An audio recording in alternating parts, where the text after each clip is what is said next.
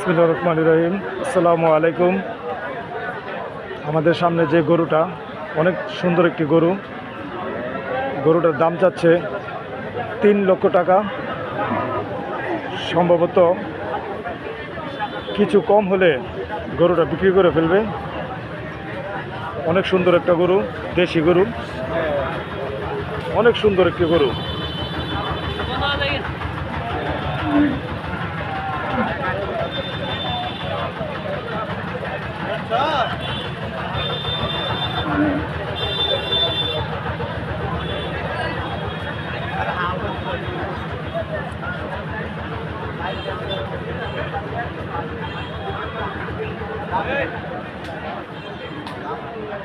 আসসালামু আলাইকুম ভাই।